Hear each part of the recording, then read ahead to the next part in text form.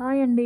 అందరికీ నమస్కారం. మనము సుబ్రహ్మణ్యేశ్వర స్వామి పూజ ఎలా చేసుకోవాలి, ప్రతిదీ గూడా నేను ఇందులో సింపుల్‌గా మీకు ఈజీగా ఎక్స్‌ప్లెయిన్ చేస్తాను. మనం నాగుల పంచమికి కావచ్చు, నాగుల చవితికి, అలాగే సుబ్రహ్మణ్యేశ్వర స్వామి షష్ఠికి ఈ పూజ చేసుకోవచ్చనమాట. మన ఇంట్లో ఉన్న వస్తువులతోటే ప్రసాదాలు రెడీ చేసుకోవచ్చు. అలాగే పూలు ఏం పూలు యూజ్ చేయాలి, నెక్స్ట్ వచ్చేసి అక్షింతలు ఎలా రెడీ చేసుకోవాలి, ఇవన్నీ కూడా నేను మీకు ఈ వీడియోలో ఎక్స్‌ప్లెయిన్ చేస్తాను. అలాగే సంతానం కోసం నెక్స్ట్ వచ్చేసి ఏదైనా అప్పుల బాధలు, చర్మ వ్యాధులు ఉన్నవాళ్ళు ఖచ్చితంగా ఈ పూజ చేసుకొని మంచి ఫలితం ఉంటుంది. నేనైతే ఎర్రటి మందారాలు తీసుకున్నాను స్వామివారికి.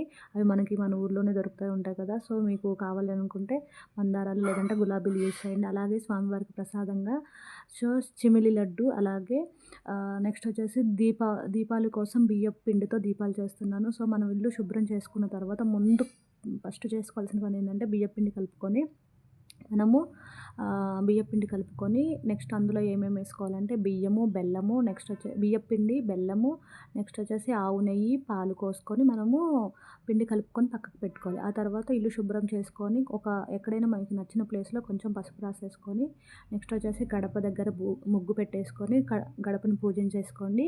ఆ తర్వాత వచ్చేసి ఆలోపు మనము ఇందాకలా పసుపు రాసుకొని పెట్టుకొని ఉన్న ప్లేస్ ఉంది కదా!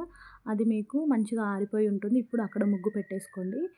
ముగ్గు పెట్టేసుకున్న తర్వాత నేనైతే నాకు ఇలా ఉంది. సో, డెకరేటివ్‌గా నేనైతే ఇలా చేసేసుకొని ఇట్లా నెమలి ఏసేసుకున్నాను. మీకు ఒకవేళ బై హ్యాండ్ ఏసుకుంటా అనంటే ఏసేసుకోండి. నెక్స్ట్ ఇంకొక విషయం ఏంటంటే మనకి పిండి ఆరేలోపు ఈ పనులన్నీ చేసుకొని పెట్టుకోవాలనమాట. ఇంకోటి నేను ఇక్కడ చెప్పడం మర్చిపోయాను. మనము స్వామివారికి ప్రసాదం ఎంతో సింపుల్‌గా ఇంట్లోనే చేసుకోవచ్చు. బెల్లము, కొన్ని తెల్ల నువ్వులు ఉంటాయి కదా! కచ్చా పచ్చాగా దంచి కొంచెం యాలుక్కాయలేసేసి మనము స్వామివారికి ఇంకా చిలిమి లడ్డు చేయొచ్చనమాట.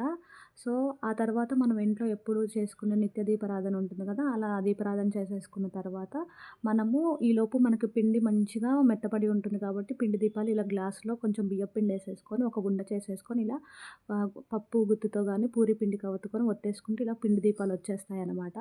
సో, సుబ్రహ్మణ్యేశ్వర స్వామి పూజ చేసుకునేడానికి ప్రత్యేకంగా మనం ఒక చిన్న ఫోటో ఫ్రేమ్ లాంటిది కానీ లేదంటే ఏదైనా మీకు నచ్చిన ఫోటో కానీ కొనుక్కొచ్చుకోండి. లేదు అనంటే మనం జిరాక్స్ సెంటర్‌లకెళ్ళి ఒక కాపీ తీసుకొనైనా ఇలా ఫ్రేమ్ కట్టించుకోండి. నేనైతే మంచిగా ఇలా నాకు నచ్చిన అంటే స్వామివారు ఇలా నాకు చిన్న బాలుల్లాగా చాలా బాగా నచ్చారు. అందుకోసం అని చెప్పేసి నేను ఈ ఫోటో ఫ్రేమ్ చేసుకున్నాను.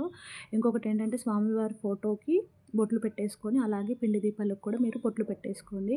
ఇంకొకటి మన దేవుళ్ళు ఎవ్వరైనా సరే అలంకరణ ప్రియులు కాబట్టి నేనైతే నాకు నచ్చిన విధంగా నేను ఇలా డెకరేట్ చేసుకున్నాననమాట. స్వామివారిని ప్రతిష్ఠించుకొని పూజ చేసుకోవటం కోసం. ఆ తర్వాత తమలపాకులు పెట్టుకొని ఆయన షణ్ముఖుడు కాబట్టి 6 దీపాలు పెట్టుకోండి. అలాగే ప్రత్యేకంగా మనం ఇంకొక దీపం ఎప్పుడు పెట్టుకునేది ఉంటుంది కదా! మొత్తం 7 దీపాలు పెట్టుకోవాలి. అది మనము నార్మల్‌గా రాగి దీపంలో పెట్టుకోవాలి. ఖచ్చితంగా 6 దీపాలు మాత్రం స్వామివారికి పెట్టుకోవాలి. ఆ తర్వాత నేను చెప్పాను కదా! గులాబీలు కానీ, మందారాలు కానీ ఏముంటే వాటితో మీరు అలంకరించుకోండి స్వామివారిని. నేనైతే మందార పూలతో అలంకరించుకుంటున్నాను.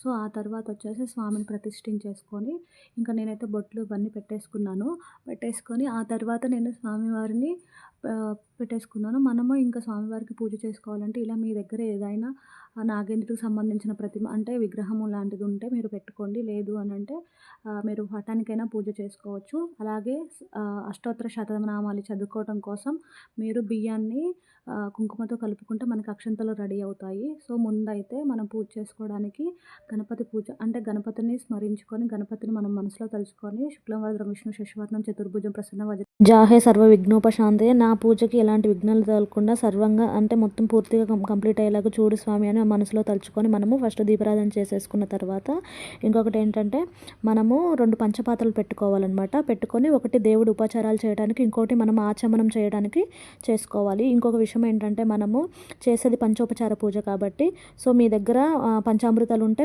మీరు పంచామృతాల్లో చేసుకోండి. లేదు అని అంటే ఇలా నీటితో అయినా చేసుకోండి. తర్వాత మనము ప్రాణాయామం చేసుకొని తర్వాత నెక్స్ట్ వచ్చేసి మనం ఏంటంటే బూటోచ్చారణ చేసేసి మనము స్వామివారికి సంకల్పాన్ని చెప్పుకోవాలి. అంటే మనము వంశాభివృద్ధి కోసము, సంతానం కోసము, మన అప్పుల బాధలు వీటిని తీరడం కోసం మనం అవన్నీ కూడా మనం మనసులో తలుచుకొని అలాగే మనము మన గోత్రనామాలు చెప్పుకొని స్వామివారికి పూజ చేసుకోవాలి.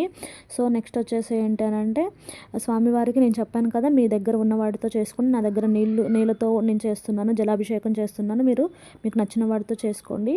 సో, నెక్స్ట్ వచ్చేసి ఏంటి అనంటే స్వామివారికి వస్త్రం సమర్పించాను. ఇలా నేనైతే పత్తితో చేసిన వస్త్రమాలను సమర్పించాను. మీరు ఎరుపు లేదా తెలుపు ఎరుపు గళ్ళు ఉన్న ఏదైనా వస్త్రాన్ని మీరు సమర్పించుకోండి. ఆ తర్వాత స్వామివారికి బొట్టు పెట్టేసుకొని తర్వాత మనము పువ్వులు పెట్టేసుకొని నెక్స్ట్ ధూపం చూపించాలి. ఆ తర్వాత స్వామివారికి మనం ఏమైతే ప్రసాదాలు చేసామో ఆ ప్రసాదాలన్నీ మనం స్వామివారికి సమర్పించాలి. నేనైతే దానిమ్మ గింజలు, నెక్స్ట్ వచ్చేసి చిమిలి ఉండలు, నెక్స్ట్ కొబ్బరికాయ, కొన్ని పండ్లు ఇవి సమర్పించుకున్నాను. మీ దగ్గర ఏమి ఉంటే అవి మీరు పెట్టుకోవచ్చు. అన్ని చేయాలి అని అయితే లేదు. స్వామివారికి అయితే ఎరుపు రంగులో ఉన్న ప్రసాదాలు, ఎరుపు రంగులో ఉన్నవి పూలు పెడితే చాలా మంచిది. నెక్స్ట్ వచ్చేసి ప్రసాదాలు అయిపోయిన తర్వాత మీకు మంగళహారతి వస్తే మంగళహారతి పాడండి. లేదు అని అంటే ఇంకా స్వామివారికి హారతి ఇచ్చేయండి. హారతి ఇచ్చేసిన తర్వాత మీరేంటి అని అంటే చామరం మీ దగ్గర ఉంది అని అంటే చామరాన్ని వీస్తూ స్వామివారికి స్వస్తి చెప్తూ చామరాన్ని వీస్తూ స్వస్తి చెప్తూ, లేదు అని అంటే మీ దగ్గర చామరం లేకపోతే మనసులో భావించుకుంటూ ఇంకా మనము